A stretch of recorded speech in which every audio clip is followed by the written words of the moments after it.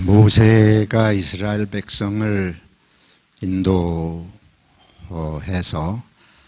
애굽을 탈출하고 홍해를 건너고 광야를 통과하고 이제 거의 광야를 다 통과한 시점에서 우리 지난주에 말씀 보신 대로 느보산에서 이제 최후를 맞이합니다. 그리고는 이제 모세의 후계자로 여호수아가 하나님께서 이제 여호수아를 세우셔서 이스라엘 백성의 새로운 지도자가 되게 하시고 가나안 땅으로 이제 요단강을 건너서 가나안 땅에 들어가게 하는 그런 내용이 이제 여호수아 오늘 읽은 내용을 통해서 시작이 됩니다. 이스라엘 백성이 이제 가나안 땅에 들어가기 전에 그 요단강 앞에 이르렀습니다. 요단강은 북쪽의 갈릴리 호수에서부터 남쪽 끝에 사해바다, 그 소금바다인 염해, 사해바다까지 이렇게 하나의 강줄기가 있는데 그게 요단강이에요. 이스라엘의 유일한 강입니다. 그 강이 보통 때는 뭐 그냥 이렇게 좀 쉽게 건너갈 수 있는, 그렇지만은 이게 홍수가 지면 이스라엘 땅이 나무가 많지를 않고 그런 지역들이니까 홍수가 나면 비가 전부 요단강으로 한꺼번에 넘쳐 들어와서 이게 도저히 걷잡을 수 없는 그런 이제 범람하는, 넘치는 그런 현상이 생기는 거죠. 근데 마침 이스라엘 백성이 요단강 앞에 왔을 때 그런 시점이었습니다. 시기적으로 추수 때 이제 이스라엘의 뭐 추수 때라 그러는 거 우리처럼 벼농사하는 추수가 아니고 보리 밀 거두는 그때의 홍수철이 된 거예요.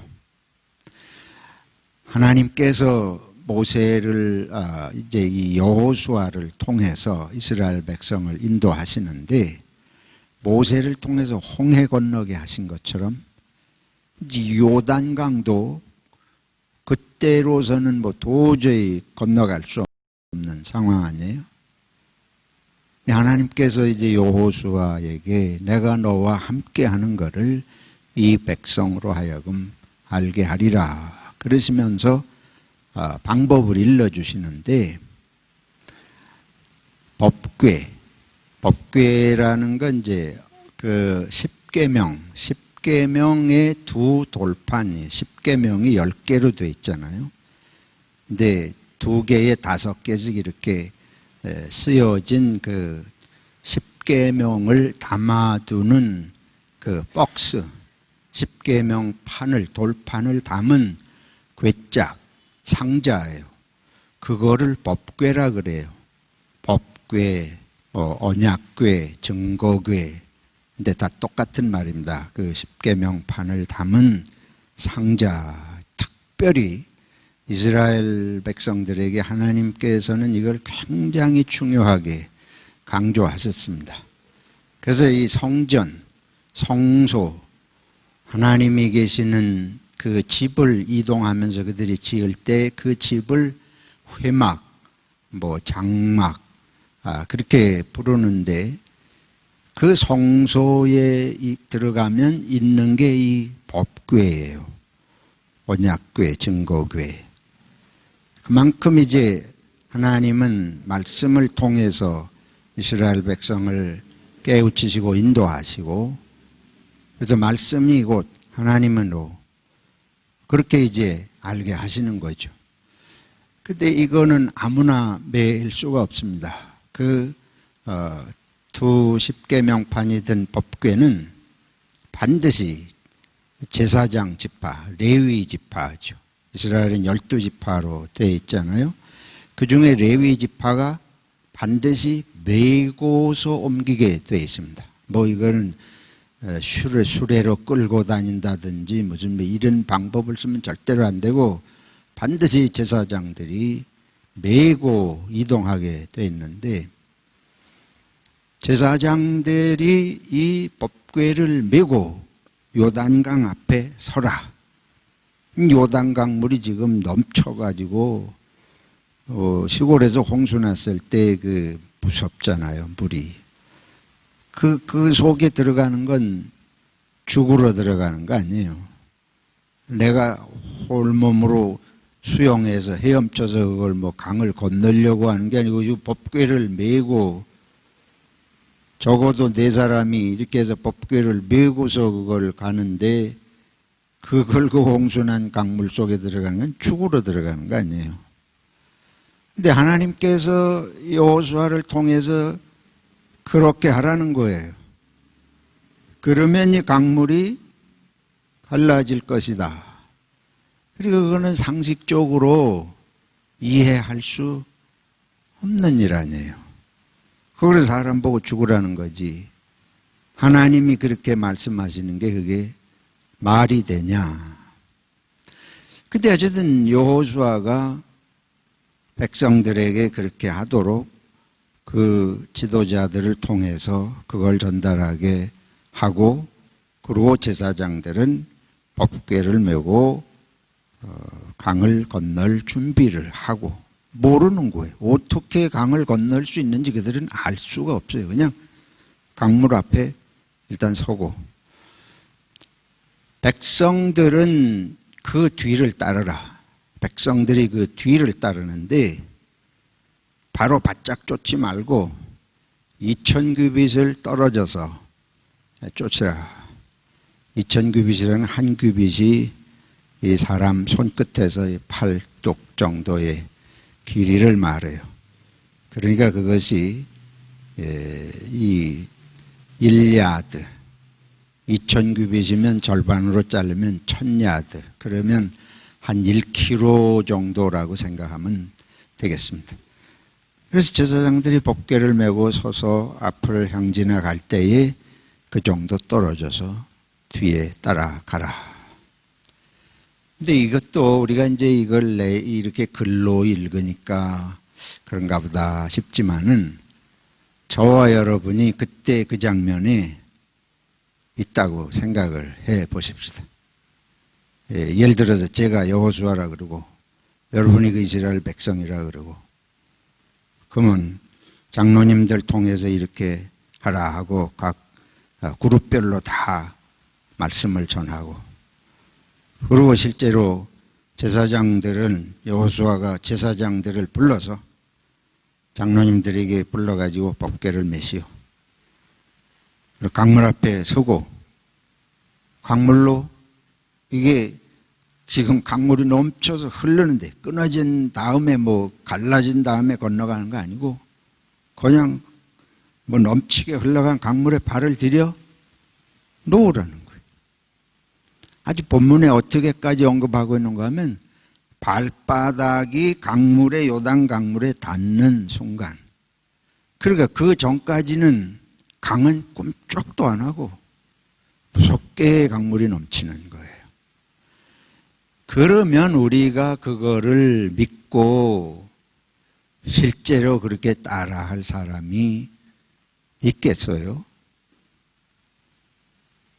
근데 백성이 그렇게 하기 전에 제사장들이 그렇게 하기 전에 누가 그걸 못할 것 같습니까? 여호수아가 그거 못하는 거예요. 저는 그렇게 못해요.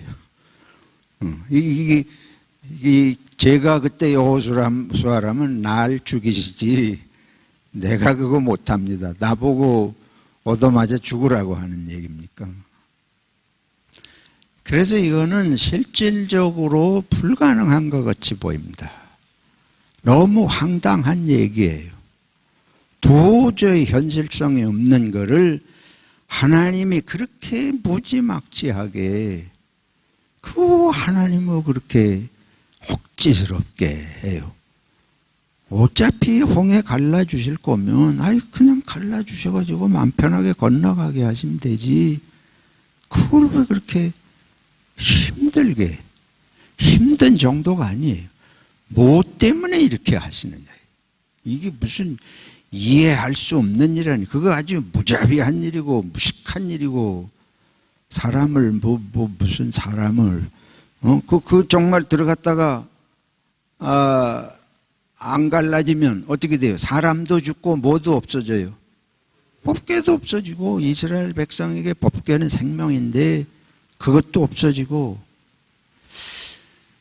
그래서 이 모세가 하나님의 음성을 듣고 그렇게 한다는 게, 이게 우리가 볼 때는 미친놈이지, 정신이 완전히 돌아가지고 제정신이 없기 전에 어떻게 그렇게 하겠어요? 오늘날은 제정신 있는 사람이 많기 때문에 그렇게 하고 되지도 않게, 모세나 여호수아 자체가 그렇게 하나님이 그걸 말씀하신다고 정말 이걸 망하라고 하는 소리지, 이게 정말 신의 소리냐? 아마 신의 소리라는 것 자체를 의심할 겁니다. 그래서 그렇다면 나는 이런 신은 안 믿겠다 하든지 뭐 이런 상황이 일어날 바인데, 그래서 도저히 이해할 수 없어요. 하나님이 이렇게까지 하시는 이유가 무엇인지 알 수 없어요.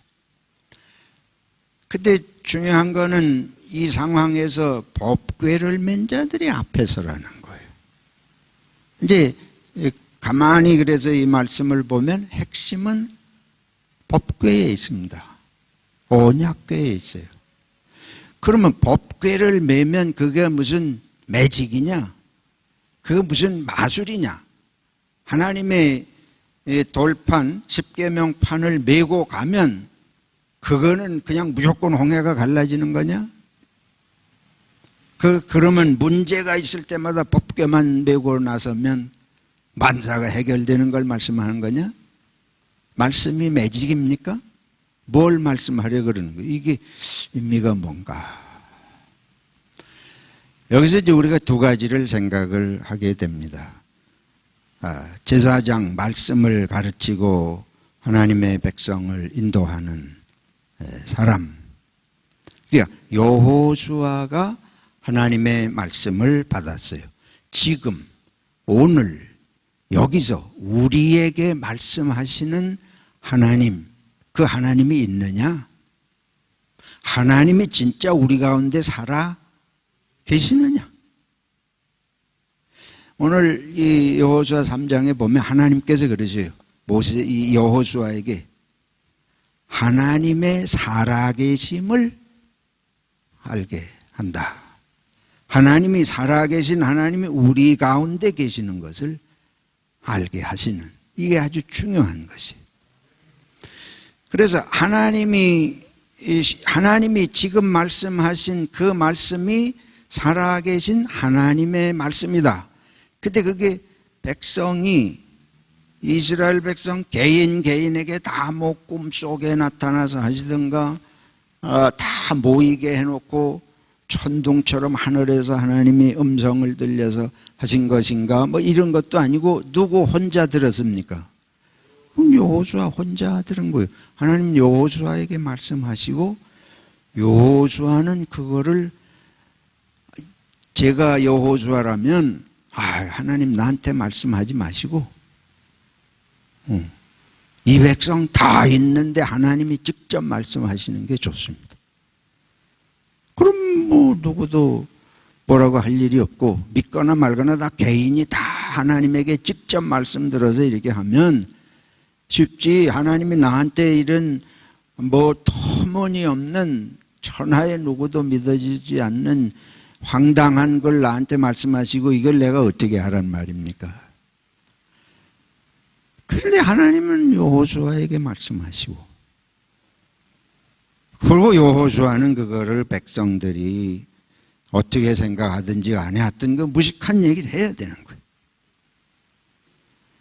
이게 하나님의 백성들이 공동체, 여호수아 혼자 하나님 믿고 다른 사람도 각각 제각각 혼자 하나님 믿고 믿든지 말든지 하고 이런 상관이 없어요. 근데 기독교 신앙은 개인적인 것이 아니고 항상 하나님의 부름을 받은 백성을, 공동체를 향한 말씀입니다.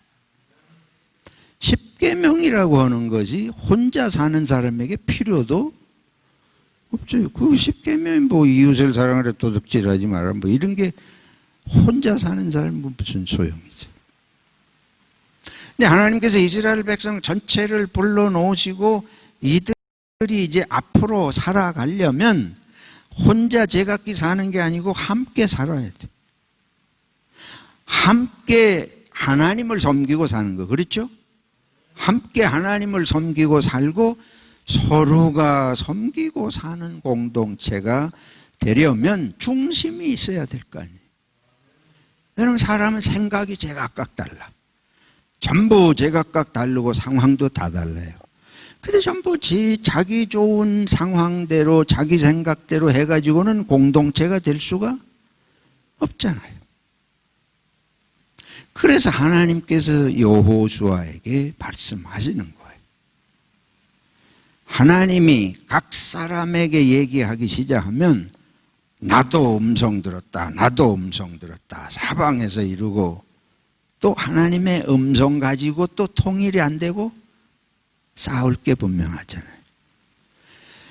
하나님께서 이제 모세에게 말씀을 하시고 모세가 백성들에게 그 말씀을 전하고, 그래서 오늘 하나님이 우리 가운데 살아서 말씀하신다. 그걸 믿을 수 있느냐? 그걸 믿어야 공동체가 되는 줄로 믿습니다. 근데 둘째는 그 앞선 사람들이 누구냐 하면 여호수아가 앞선 것이 아니에요. 여호수아가 리더로 세움을 받았습니다. 그러나 여호수아가 앞선 게 아니고 법궤를 맨 제사장들이 앞을 서라는 거예요. 그 법궤는 하나님의 말씀의 궤인데 하나님의 말씀을 담은 상자를 맨 제사장들이 목숨을 걸고 요단강물에 발을 들여놓을 때에 그때의 요단강물이 말씀대로 갈라져서 이제 이스라엘 백성이 다 건넜다. 그들이 법궤를 맨 제사장들이 요단강 한가운데 이 발을 들여놓자마자 강물이 갈라져서 양쪽으로 쌓이기 시작을 하고, 그리고 그들이 그 갈라진 그 마른 땅처럼 갈라진 곳에 서 있는 동안 이스라엘 백성은 다 건넜다. 이러고 이제 말씀이 되잖아요. 여기서 중요한 것은 이스라엘 백성이 한 하나님의 백성으로 참된 하나님의 백성의 공동체가 되어가는 길은 하나님의 말씀, 십계명을 중심으로 한 하나님의 말씀이 중심이 돼야 되는 줄로 믿습니다. 이건 말씀 공동체예요. 이스라엘 백성은 하나님의 말씀 공동체, 하나님의 말씀을 믿고 그 말씀을 한 마음으로 믿어서 그 뜻대로 사는 백성이 되는 게 이스라엘이 부름을 받은 목적인 줄로 믿습니다. 그게 애굽에서 불러내신 목적입니다. 하나님의 말씀 중심의 공동체. 그 말씀을 가지고 생명을 말씀에다 두는 거 아니에요. 이 법궤를 메고 그 강물에 발을 들여놓으라는 건 말씀이 우리의 생명이다. 말씀을 앞세워서 갈 때에 홍해가 갈라진다고 하는 건 뭘 말해요? 지금 이스라엘 백성들이 가나안 땅에 들어가는 일이 자기들의 힘으로 될 수가 있는 일이 아닙니다. 저와 여러분이 인생을 살아갈 때에 미래가 불안해요. 모든 사람이 마음에 염려가 있습니다. 아무리 큰 소리를 치는 것 같아도 삶 앞에서 두려움 없고 불안이 없는 사람이 없습니다. 근데 우리가 어떻게 이걸 확신을 가지고 살아갈 거예요? 하나님께서 우리를 인도하시는 확신이 있을 때에만 우리가 보이지 않는 미래를 빛 가운데로 걸어갈 수 있는 줄로 믿습니다. 우리가 불안하고 두려우면 피해 갈 거예요. 하나님이 말씀하시는 걸 하지 않으려고 할 겁니다. 우리 그리스도인들이 두려움이 가득하면 이 세상 사람처럼 살게 됩니다. 이 세상 사람들처럼 살게 되는 것은 어떤 것이냐? 성경은 세상이 살아가는 방식은 육신의 정욕, 안목의 정욕, 이생의 자랑, 그러면서 무엇이든지 내 거를 만드는 안전장치를 확보하는 거예요.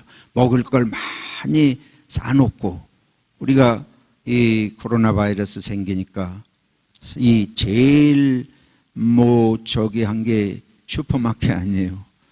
거기서 음식, 비상식량들 다 준비하고, 또 그리고 휴지는 왜 그렇게 사대는지 모르지만 어쨌든 제일 그런 것들을 사대고, 이게 삶에 대한 불안이지요.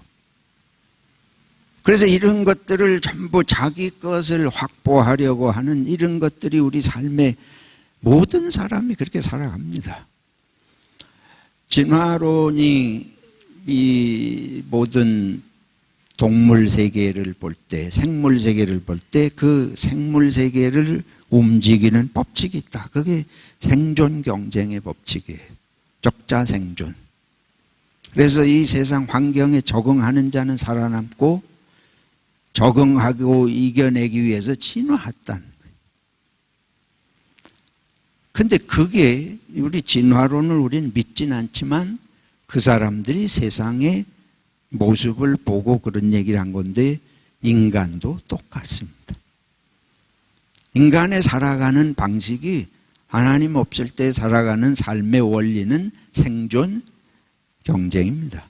약육, 강식, 적자, 생존. 인간 세계도 똑같아요. 동물의 세계가, 생물의 세계가 그렇다고 본 거거든요. 인간이 나을 게 뭐 있어요? 인간이 지혜가 더 있다. 더 있는 지혜 가지고 더 경쟁하는 데 써먹고, 능력이 조금 더 있으면 더 경쟁해서 살아남고 이기는 데 써먹는 거지, 인간이 다른 동물들하고 다를 건 난 1%도 없습니다. 인간에게 지혜를 줬더니 온 세상 동식물을 다 맘대로 지배하는 데다 써먹지. 그렇지 않아요? 그리고 다른 나라도 약한 나라는 무조건 쳐들어가서 지배하고, 인류 역사는 앞으로 1000만 년이 가도 그 상황에서 벗어날 길이 없습니다. 강한 자가 살아남고 강해지면 약한 자를 지배하는 것. 이거는 무슨 세상이든지 어디에 가나 그런 원리가 통하게 그렇게 움직여지게 되어 있습니다. 근데 하나님께서 우리 인생들이 살아가는 모습을 볼 때에 이게 사람이 살아가는 모습이 아니잖아요. 사람 지으신 목적이 그렇게 개, 돼지, 동물들의 세계도 사람만큼 그러진 않는 것 같은데, 지혜가 있을수록, 능력이 있을수록 더 지배하고 더 남을 힘들게 하고 부려먹고 자기는 아무것도 안 하고 그런 세상이 되잖아요. 하나님께서 이제 당신의 백성들을 불러내셔서 십계명을 주시고 계명을 주시는 것은 그렇게 살아서는 안 된다. 그것이 하나님이 생명을 지으신 목적이 아니다. 그래서 진화론을 믿는 사람하고 우리 하나님을 믿는 사람하고 분명한 차이가 있어요. 똑같은 건 뭐냐 하면 그 사람들이나 우리나 본능적으로 자기 먹고 살고 그러기 위해서 사는 거, 이거는 본능적으로 똑같아요. 그런데 우리가 하나님을 믿고 십계명을 주신 이유는 그렇게 살아서는 안 된다. 예수님께서 하나님을 사랑하고 이웃을 사랑하라 그렇게 말씀하셨는데, 이게 이제 본래 하나님이 지으신 창조의 목적을 믿는 사람, 창조주가 있다, 조물주가 계시다, 그걸 믿는 거하고 안 믿는 건 하늘과 땅처럼 달라요. 어떻게 달라요? 지금처럼 진화론자들은 생명이 우연히 생겼다 그러니까 뭐예요? 우연히 생겼다고 하는 건 생겨진 목적이 없다는 거예요. 뭐 생겨진 목적이 없는데 자기가 살아남으면 되지. 그러니까 하나님 믿지 않으면 자기가 살아남고 자기에게 주어진 지식이나 돈이나 무슨 권력이나 무엇이든지 나의 안전과 명예와 나의 생명을 위해서 쓰는 거 이상 다른 게 없습니다. 있을 수가 없어요. 근원적으로는 전부 그거예요. 목적은. 그게 진화론을 주장할 때 무서운 거예요. 그런데 우리 이제 하나님께서 인간을 지으셨다. 그걸 믿는 건 뭐가 다르냐? 여러분들이 뭘 만들면 목적이 있잖아요. 우리 가정에서 주부들이, 아내나 남편, 어머니들이 음식을 만들어요. 힘든데도, 피곤한데도. 하루에 3번씩 무슨 점심에 뭘 먹고 저녁에 뭘 먹고, 그것도 얼마나 참 사실 힘든 일이에요. 근데 그렇게 할 때에 그걸 식구들을 먹이고 살아야 되니까. 모든 것은 만들 때는 만든 사람의 목적이 있습니다. 하나님이 인간을 지으실 때는 지으신 목적이 있는 줄로 믿습니다. 근데 그 목적에 합당하게 살아라. 그걸 알려주신 게 십계명이에요. 그리고 예수님은 그 십계명의 근본적인 의미는 다시 말해서 사람이 지음을 받은 목적은 의미는 사랑하는 것이다 하는 걸 예수님이 가르쳐 주셨지 않습니까? 그런데 우리들이 이제 하나님을 믿는 사람들이 이게 달라요. 그러니까 눈만 뜨면 내가 살아남을 길, 남을 이길 길, 남을 지배할 길, 남보다 더 이름이 높임을 받고 부끄러움 당하지 않고 짓밟히지 않고 눈만 뜨면 그런 생각이잖아요. 그리고 돈 벌어가지고 조금이라도 좀 나은 집을 마련하고 자식들에게 물려줄 거라도 좀 있고 하루 종일 그런 거에서 어떻게 벗어나요? 다 그런 것이 우리를 지배하는데 이걸 이제 하나님의 말씀은 삶은 그게 아니다. 예를 들어서 예수님 말씀 보세요. 무엇을 입을까? 무엇을 먹을까? 염려하지 말라. 근데 우리는 하루 종일 그게 염려인데. 그러고는 먼저 하나님의 나라와 하나님의 의를 구하라. 그게 무슨 소용이 있어요? 하나님의 뜻을 알고 하나님의 의를 구해서 하나님의 나라를 구해서 그게 날 먹여 살려줘요.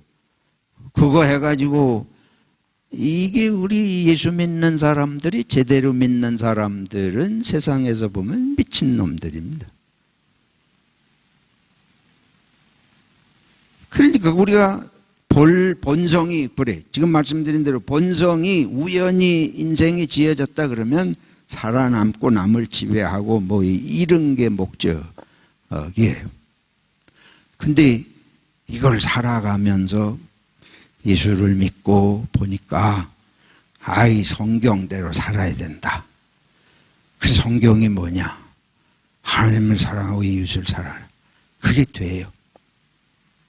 우리 본능을 지배하는 본성이 있는데 중간에 이걸 말씀을 배워가지고 하루아침에 그게 쉽게 됐냐고요. 그러니까 우리가 예수 믿는 게 갈수록 쉽지 않습니다. 기독교의 본질이 무엇인지를 알면 신앙생활 하는 게 그렇게 간단한 것이 아니에요. 교회 가서도 교회 다니는 것도 쉬운 게 인내심 없이 교회 다닐 수 없어요. 다 쉬는 날 일주일간 열심히 일하고 주일에 좀 쉬어야 되는 날인데 또 아침부터 서둘러 가지고 하고 이렇게 교회 가야 된다. 이것 자체도 힘들지만 더 심각한 문제는 이 성경 말씀대로 산다는 게 이게 전부 우리 본능하고 거꾸로 가는 거 아닙니까? 그럼 이게 어떻게 쉬워요?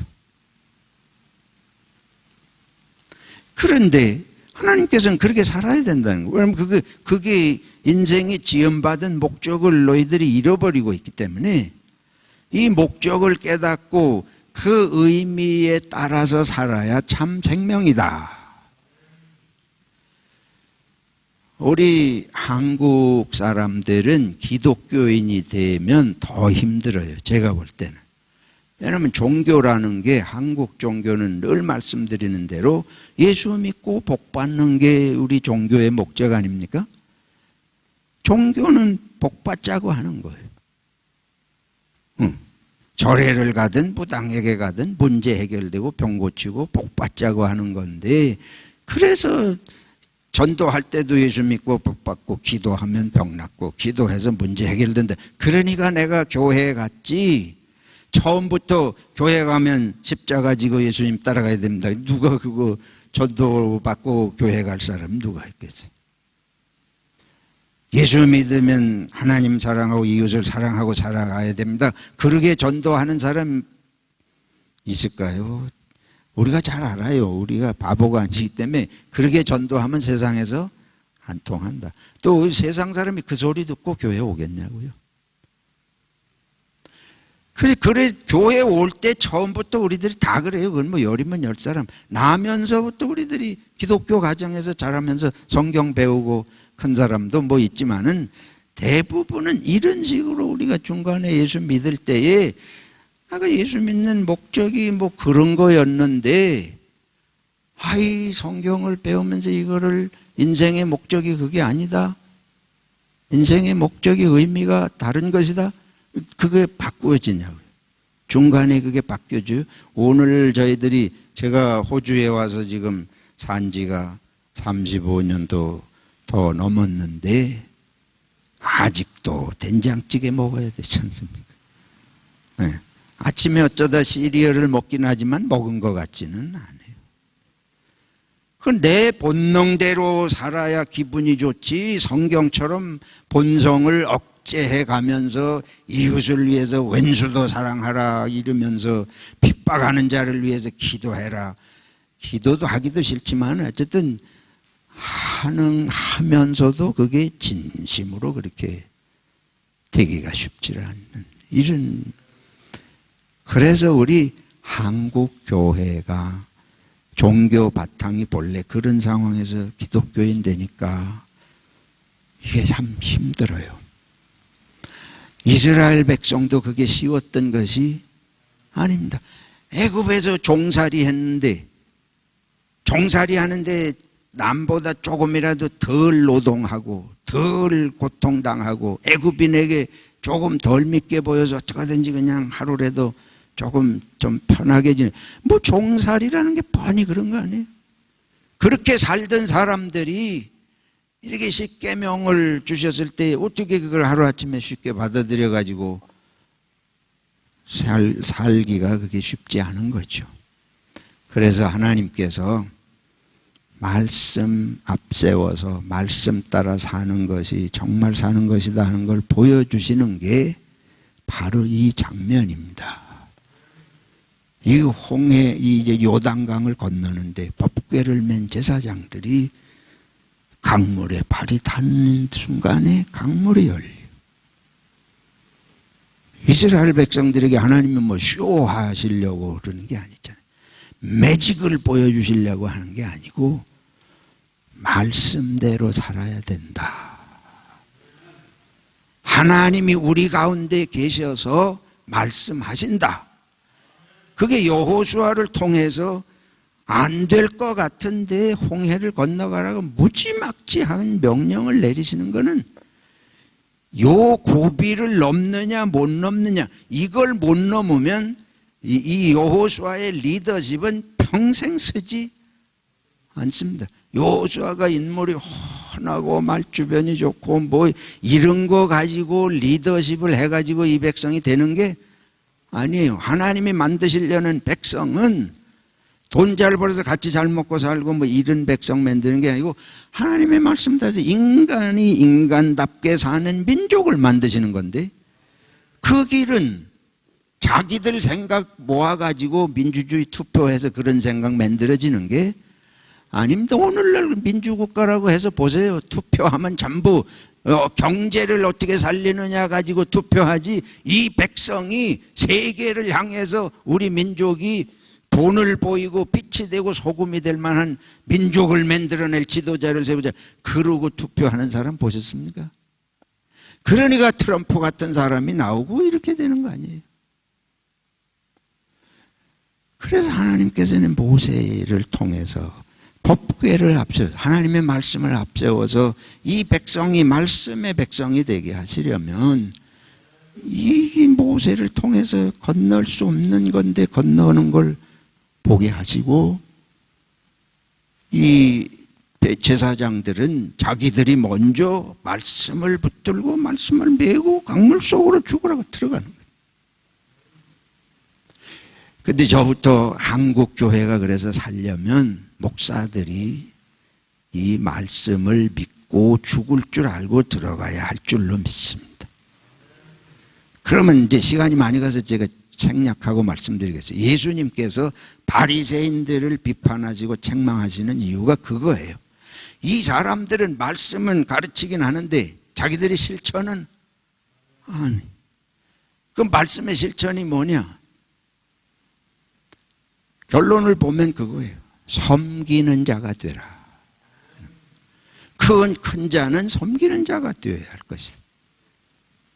근데 마지막에 그런 말씀을 하시잖아요. 그러니까 이스라엘의 이 종교 지도자들이 말씀은 가르치는 거 하면서 자기들이 그거 가지고 사람들 앞에 대접받고 높임받고 존중받고 이런 것만 좋아라 하고 사는 거예요. 이스라엘은 종교 지도자가 정치 지도자 아닙니까? 거기는 재정일치의 국가니까 종교 지도자가 그건 장관이고 대통령이고 뭐 다 종교 지도자가 중요 관리나 똑같은 거예요. 국회의원이고. 그리고 이 사람들이 랍비라 그러면 율법사라 그러면 바리새인이다 그러면 다 이 보통 사람들이 이렇게 보는 건데, 하나님께서는, 우리 예수님께서는 그게 세상을 가장 망하게 한다. 그게 아까 말씀드린 대로 뭐든지 있으면 지배하려고 그래. 뭐든지 있으면 그거 가지고 남 위에서 살려고 그래. 그러니까 섬기는 삶이 아니고 지배하려고 하는 삶. 세상을 움직이는 원리는 이거 하나입니다. 뭐 세상을 움직이는 원리가 많은 것 같지만 그렇지 않아요. 진화론자들이 똑바로 보았어요. 적자생존, 생존경쟁, 그게 세상 움직이는 원리예요. 근데 종교인이 돼도 그렇게 사는 걸 못 벗어버리는 거예요. 그러니까 말씀을 하지만은 실제로 말씀대로 살지는 않으니까 그거 예수님께서 책망하신 거예요. 지금 이스라엘 백성들에게 여호수아를 통해서 요단강물이 뭐 시퍼런 건 아니고 흙탕물이겠지만 거기 뛰어들 수 없는 건데 그렇게 하게 하시는, 생명 걸고, 그거는 제사장들만 생명 건 거 아니에요. 말씀드린 대로 모세부터 이거는 목숨을 건 일입니다. 되지도 않는 일인데 하나님이 말씀하시니까 자기 혼자도 아니고 백성 전체를 그렇게 몰고 가는 게 다 물에 빠져 죽이려고 그러냐? 안 그럴 거예요? 우리 다 물에 빠져 죽이려고 들어가라 그러냐? 근데 그냥 하나님의 말씀이니까 그냥 무식하게 해대는, 이게 정말 자기 모든 걸 하나님의 말씀에 걸지 않으면 안 되는 걸 보여주신 겁니다.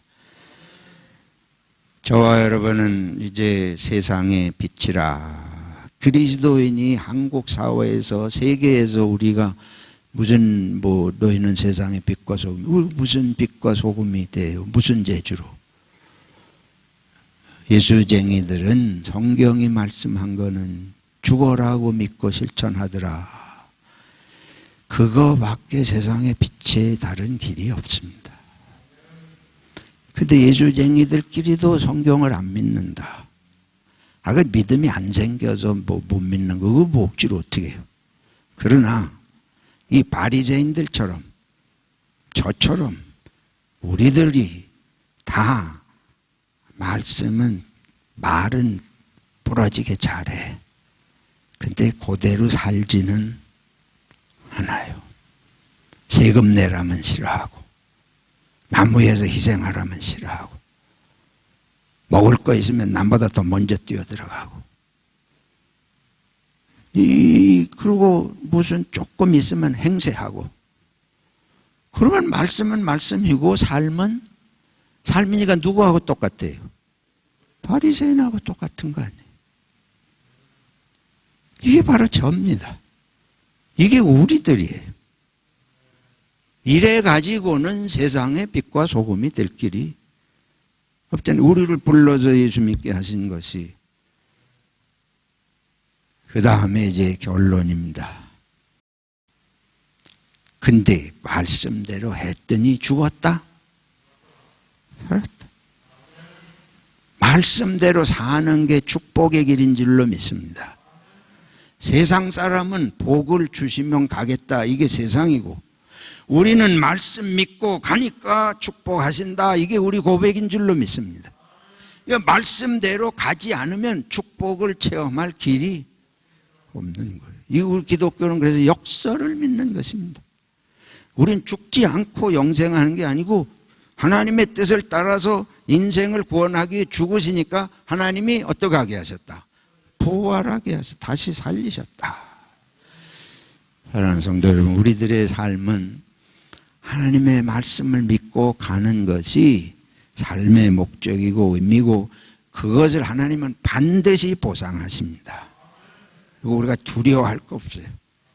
말씀대로 가면 말씀 따라 축복하실 줄로 믿고, 그럼 세상을 살리는 거거든요.